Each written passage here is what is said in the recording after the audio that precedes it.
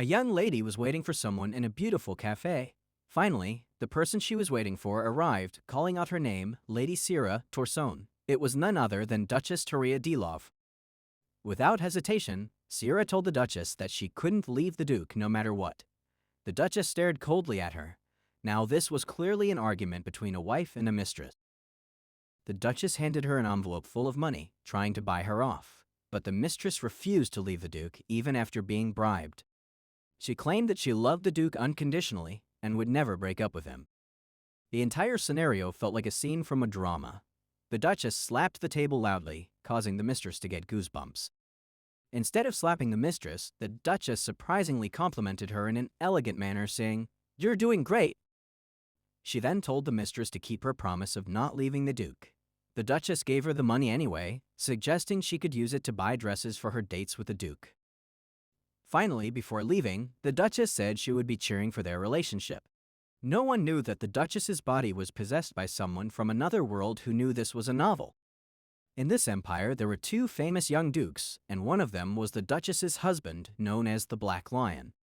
He was the male lead's teacher in the book. When the woman from the other world opened her eyes, she found herself in the Duchess's body. Initially, she thought it was wonderful to have possessed a Duchess, but that joy soon turned to horror when she remembered the novel's plot. The Duchess was the pitiful wife of the Duke. Even though she was devoted to him, he didn't reciprocate her feelings. By the end of the story, she was to die as part of the mistress's scheme, and her existence would be erased from the house, without even a proper mourning. Determined to change her fate and live a happy life, she decided that her first goal was to get a divorce. She planned to give the mistress money, people, and the entire household. When the Duchess returned to the mansion, she asked the servants about the Duke. They hesitated but finally said it was a personal matter. The Duchess already knew he had gone to meet the mistress.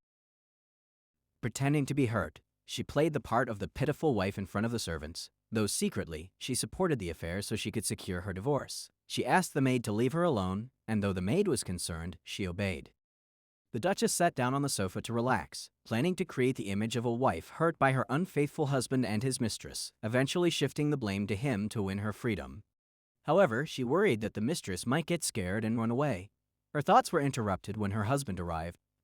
"Are you out of your mind?" he asked his wife. But I wonder who is really out of their mind. What will happen in the next episode? Stay tuned, guys. Thank you.